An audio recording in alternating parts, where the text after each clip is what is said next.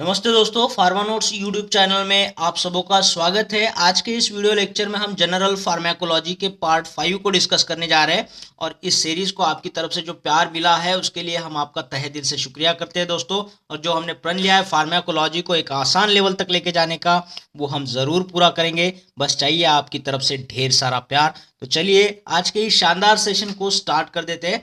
देखो यहाँ पे पूछता है significant tolerance to morphine does not develop.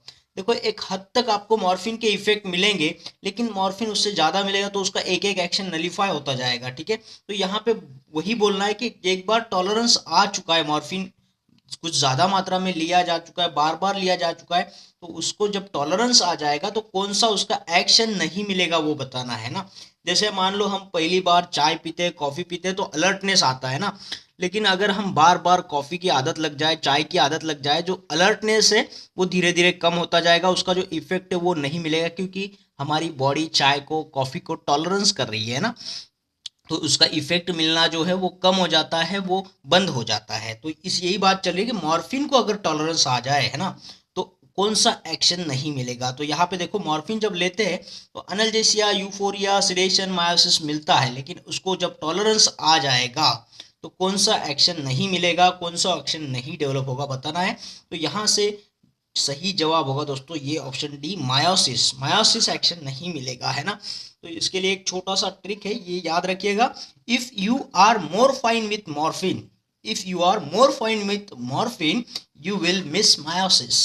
अगर आपने मॉर्फिन को बहुत ज़्यादा मात्रा में लिया है कि वो उसका टॉलरेंस आ रहा है ना, तो आप मायोसिस को मिस करोगे। मायोसिस जो एक्शन मिल रहा था वो नहीं मिलेगा है ना।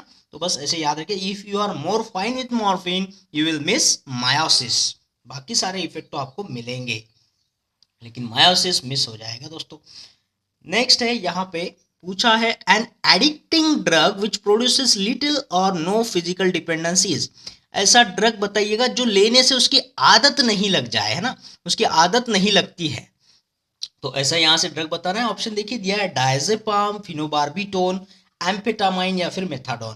तो यहाँ से ऐसा ड्रग है दोस्तों ये ऑप्शन सी, एम्फेटामाइन। ठीक है, एम्फेटामाइन लेने से इसकी आदत नहीं लगती है। ठीक है, या फिर बहुत कम फिजिकल डिपेंडेंस प्रोड्यूस होता है यहाँ से। तो इसको याद कैसे रखेंगे, देखो एम फिट नॉट डिपेंड। देखो मैं फिट हूँ इसलिए मैं किसी पर भी डिपेंड नहीं हूँ है ना, मैं फिट हूँ, आई एम फिट इसलिए मैं किसी पर डिपेंड नहीं हूँ। तो इस एम्फिटामाइन को लेने से कोई भी इस पर डिपेंड नहीं होता है, याद रखिएगा। ठीक है, जैसे डायजेपाम अगर एक बार लेंगे आप, एक दो बार, तो उसकी आदत लगने की चांसेस होते हैं। फिनोबार्बिटोन आदत लग रहा है, मेथाडोन की आदत लग सकती है, लेकिन एम्फेटामाइन ऐसा ड्रग है जो जिसकी आदत लगने के चांसेस बहुत कम है, लिटिल या फिर नो फिजिकल डिपेंडेंस प्रोजेक्ट, क्योंकि ये क्या है, इसे याद रखिए, am fit not depend. Next सवाल है यहाँ पे, देखो पूछा है इन एन एनेस्थेटाइज्ड डॉग है ना, repeated IV injections of ephedrine shows the phenomenon of. देखो रिपीटेड इंजेक्शंस लगाया जा रहा है इसको है ना, किसके, एफेड्रिन के। तो शोज द फेनोमेनन ऑफ, ये कौन सा फेनोमेनन को बता रहा है यहाँ पे, बताना है हमें। ऑप्शन देखिएगा यहाँ पे, एनाफाइलैक्सिस, टैक्यूफाइलैक्सिस, इडियोसिनक्रासी या फिर ड्रग रेजिस्टेंस। ठीक है, तो यहाँ से सही जवाब क्या होगा दोस्तों। देखो एक खास वर्ड को पकड़ना होता है, कंसेप्ट समझे नहीं समझे, लेकिन उसमें एक वर्ड होता है, उस वर्ड को आपने ध्यान दिया तो आपको उसका जवाब भी मिल जाएगा। तो यहाँ पे मैं आपको बोलूँगा ये रिपीटेड पे आपने ध्यान लगाना है, रिपीटेड डोज लगाया जा रहा है ना, तो ये क्या होगा, तो इसका सही जवाब होगा दोस्तों ये टैकीफाइलैक्सिस। ठीक है, अब टैकीफाइलैक्सिस का मतलब देखिए क्या होता है। देखो हम किसी भी अच्छी चीज को जो हमारे मन को भा जाए उसको हम टच करते हैं तो हमें क्या आता है, कुछ फील आता है ना, कुछ अच्छा लगता है। चाहे आप किसी फूल को हाथ लगाओ, चाहे फिर किसी बटरफ्लाई को हाथ लगाइएगा, तो आपको बहुत एक टच आ जाएगा। लेकिन अगर आप उसको बार बार टच करेंगे, रिपीटेड टच करेंगे, तो आपका फील जो है ना वो सीज होता जाएगा। वो जो पहली फीलिंग है वो नहीं आएगी आपको है ना, वो धीरे धीरे कम हो जाएगी और एक बार लास्ट में सीज हो जाएगी। तो रिपीटेड टच से क्या हो रहा है, फीलिंग जो आ रही थी वो सीज हो जाएगी, यानी क्या, टैकीफाइलैक्सिस हो रहा है ना। इसी में से आप याद रखते हो, टच फील सीज है ना, रिपीटेड टच करने से जो फील आ रहा था वो खत्म हो रहा है, तो टैकी फील सीज, तो टैकीफाइलैक्सिस हो जाएगा। तो बार बार टच करने से जो फील था वो खत्म हो रहा है, तो इसके लिए इस रिपीटेड पर आप फोकस करिएगा। रिपीटेड इंजेक्शंस लगाने से क्या होगा यार, टैकीफाइलैक्सिस होगा, जो भी हमें मिल रहा था इफेक्ट वो धीरे धीरे सीज होता रहेगा, तो ये होगा टैकीफाइलैक्सिस। ठीक है, तो ये ऐसे करके याद रखिएगा आप।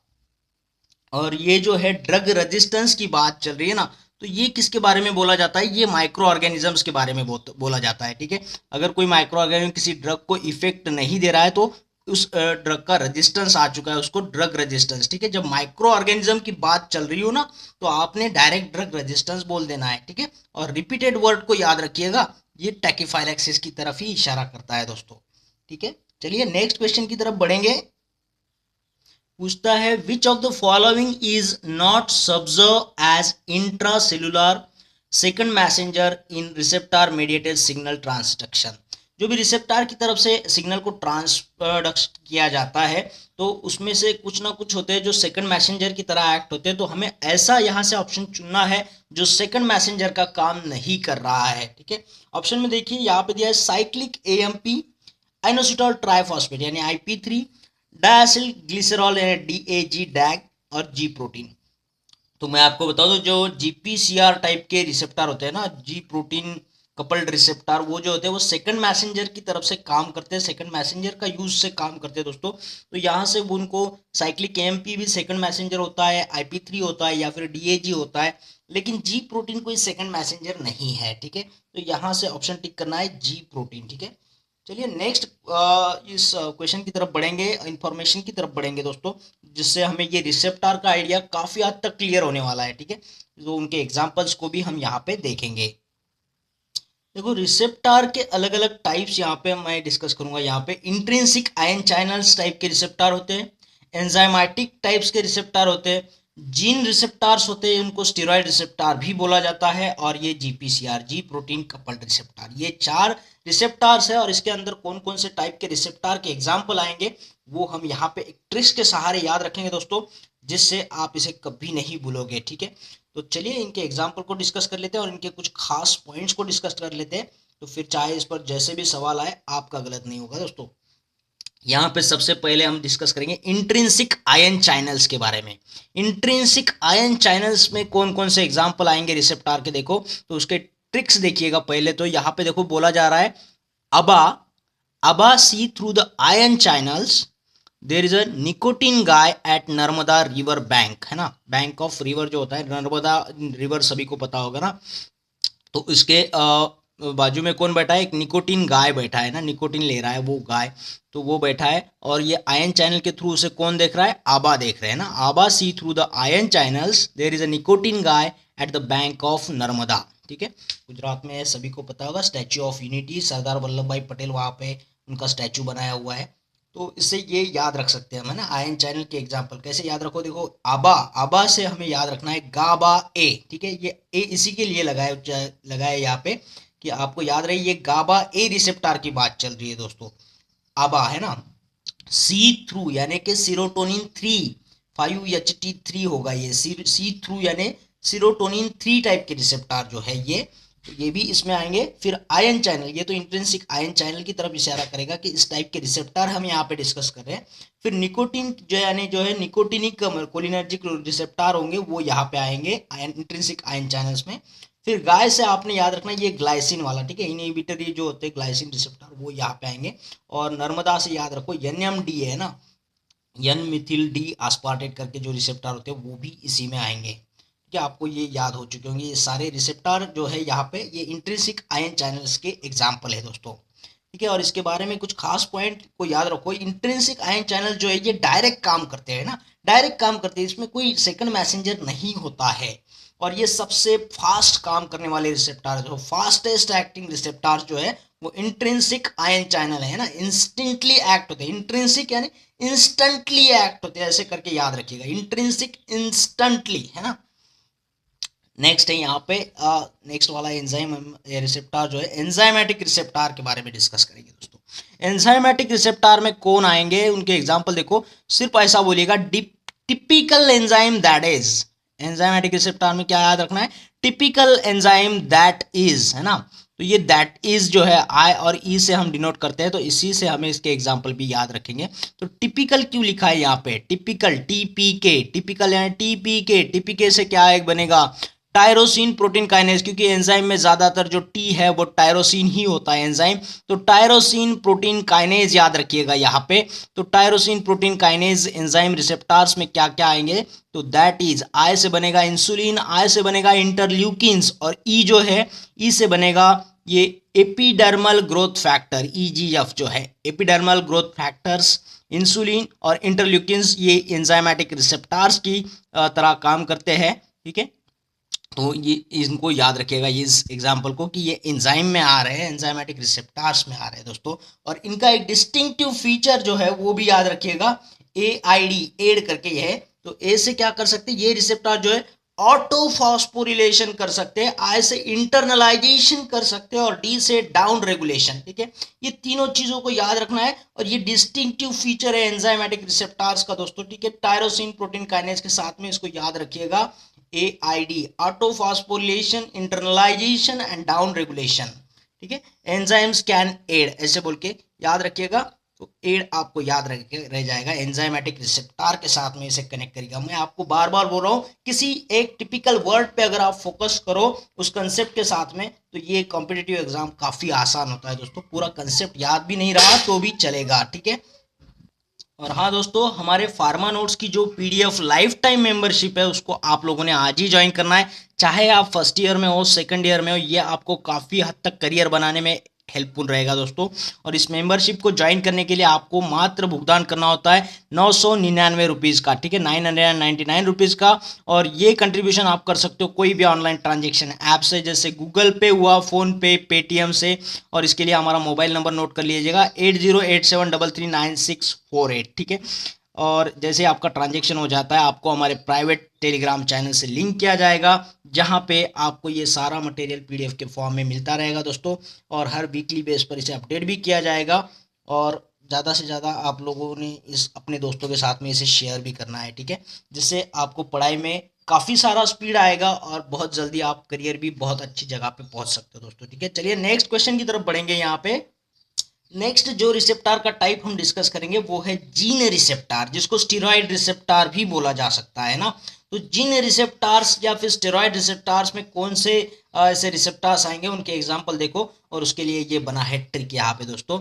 देखो, एड स्टार, जिसको ये एडवर्टाइज करने का काम मिला है, वो जो स्टार बन गया है एड बनाते बनाते, है ना। तो Ed star wear the jeans on his thigh, उसने अपने थाई पर क्या पहना जाता है, जीन पहना जाता है ना। और ये ज्यादातर के जो स्टार लोग होते हैं ना, स्टार जो एड बना रहे हैं ना, तो वो लोग खास करके जीन्स ही पहनते हैं, ऐसे करके याद रखिएगा, Ed star wear the jeans on thigh. तो जीन्स से हमें पता चलेगा कि ये जीन रिसेप्टार की बात चल रही है। और ये एडी क्या बताएंगे, एडी में यहाँ पे विटामिन छुपे, विटामिन ए, विटामिन डी, और फिर यहाँ पे ये स्टार जो है ये स्टेरॉइड हार्मोन की तरफ इशारा करते हैं दोस्तों। ठीक है, स्टेरॉइड हार्मोन्स इसमें आएंगे, और ये थाई यानी थायरॉक्सिन इसमें आएगा। तो थायरॉक्सिन जो है स्टेरॉइड हार्मोन जो है, विटामिन ए, विटामिन डी जो है, वो जीन रिसेप्टार के थ्रू ही अपना फंक्शन करते हैं। तो ये सारे इसमें एग्जाम्पल आ जाएंगे दोस्तों। ठीक है, अब स्टेरॉइड हार्मोन्स में कौन आएगा ये भी आपको पता होना चाहिए, जैसे मिनरलोकॉर्टिकॉइड आएगा, ग्लूकोकॉर्टिकॉइड आएगा इसमें। ठीक है, एंड्रोस्टेन आएगा, एस्ट्रोजन आएगा, प्रोजेस्टेरोन आएगा इसमें। ठीक है, और यहाँ पे थायराइड, देखो यहाँ पे TCH की बात नहीं, TSH की बात नहीं कर रहा हूँ, थायराइड स्टिमुलेटिंग हार्मोन यहाँ पे नहीं आ रहा है, यहाँ पे थायरॉक्सिन आ रहा है दोस्तों। ठीक है, TSH GPCR में चला जाएगा। तो ये थायरॉक्सिन को याद रखिएगा, थायरॉक्सिन जो है जीन रिसेप्टर में आएगा। ठीक है, अब ये इसके बारे में थोड़ा सा फीचर देखिएगा, इसके खास फीचर जो है, ये सबसे स्लोवेस्ट एक्टिंग रिसेप्टार्स होते हैं दोस्तों। फास्टेस्ट तो हमने देख लिया, जो इंस्टेंट है, इंट्रिंसिक आयन चैनल होते हैं, ये स्लोवेस्ट है, जीन है ना, जीन से धीरे धीरे ये सब कुछ तो बनता है। तो ये स्लोवेस्ट रिसेप्टार है, और ये इंट्रासेलुलर में प्रेजेंट होते हैं, सेल के भीतर में प्रेजेंट होते हैं। तो जीन की बात चलिए, जीन थोड़ी ना बाहर होता है, जीन तो सेल के भीतर ही होता है, तो इंट्रासेलुलरली प्रेजेंट होते हैं दोस्तों ये जीन रिसेप्टार, जिसको स्टेरॉइड रिसेप्टार भी बोला जा रहा है ना। नेक्स्ट है हमारे लास्ट बचे हुए GPCR, जी प्रोटीन कपल्ड रिसेप्टार जो है। अब इनमें जो कुछ भी इंक्लूड नहीं हुआ है, अब तक जो रिसेप्टर हमने डिस्कस किया है उसमें जो कुछ भी इंक्लूड नहीं किया हुआ है, जो कुछ भी छूटा है, वो सब GPCR में आएगा। जैसे TSH यहाँ पे आएगा, जैसे ACTH आएगा, एडेनोकॉर्टिकोट्रोफिक हार्मोन बोलते हैं इसको, ये थायराइड स्टिमुलेटिंग हार्मोन हो जाएगा। थायरॉक्सिन हमने अभी बोला जीन में जाएगा, वो है ना जीन रिसेप्टर में जाएगा। फिर प्रोस्टाग्लैंडिन प्रोस्टासाइक्लिन यहाँ पे आए। देखो प्रोजेस्टेरोन जो है ये एक स्टेरॉयड हार्मोन है, तो वो जीन रिसेप्टर में चला जाएगा। ये प्रोस्टाग्लैंडिन प्रोस्टासाइक्लिन जो है ये जीपीसीआर में आएंगे। एंजियोटेंसिन एडिनोसिन यहाँ पे आएंगे। अब ये बाबा को हमने यहाँ पे गाबा बी को इंडिकेट करने के लिए बताया, बाबा से याद रखिएगा, गाबा बी है ना, तो गाबा बी जो है जीपीसीआर में आएगा दोस्तों, है ना, तो इसको याद रखिएगा आपने। और गाबा ए जो था जिसको हमने आबा बोला था, है ना, आबा सी थ्रू द आयन चैनल, वो इंट्रिंसिक आयन चैनल्स में चला जा रहा है गाबा ए। ये गाबा बी है दोस्तों, ये जीपीसीआर में ही आएगा। फिर इसमें आएगा muscarinic receptor, serotonin receptor. Serotonin 3 की बात नहीं चल रही है, सीरोटोनिन 3 फिर से इंट्रिंसिक आयन चैनल, बाकी जो है 5HT1 HT2 जो है जीपीसीआर में आएंगे। डोपामिनर्जी के रिसेप्टर जीपीसीआर में आएंगे। अल्फा बीटा टाइप के रिसेप्टर यहीं पे आएंगे।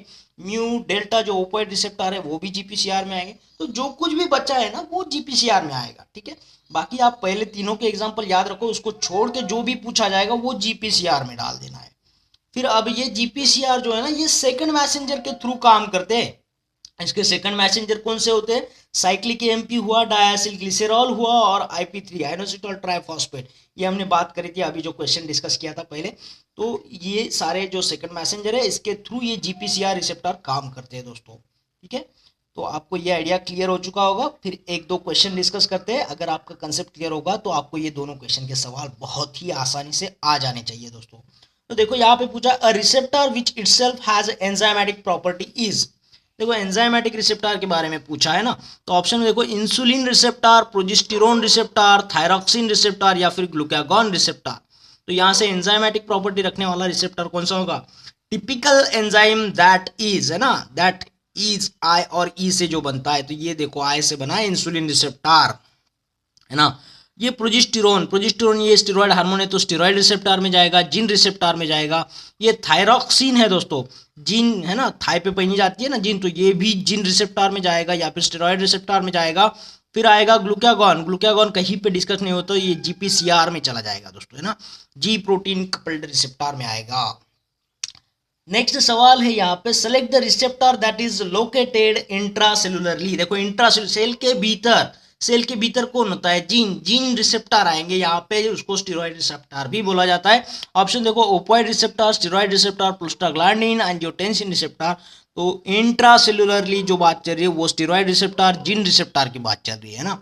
ओपियोइड रिसेप्टर कहाँ आएंगे? म्यू डेल्टा जो है ये जीपीसीआर में आएंगे। प्रोस्टाग्लैंडिन की बात चल रही थी तो ये भी जीपीसीआर में, एंजियोटेंसिन भी जीपीसीआर में जाएगा, ठीक है। प्रोजेस्टेरोन की बात करेंगे तो वो आएगा हमारे स्टेरॉयड रिसेप्टर में, ठीक है। स्टेरॉयड हार्मोन्स जो है वो जीन रिसेप्टर, स्टेरॉयड रिसेप्टर में आएंगे दोस्तों, ठीक है। आशा करता हूँ आपको ये सारा सेशन पसंद आया होगा, सारे क्वेश्चन अच्छे लगे होंगे दोस्तों। और अगर ऐसा हुआ है तो इस वीडियो को लाइक करना है, शेयर करना है और कमेंट बॉक्स में कमेंट जरूर करना है दोस्तों।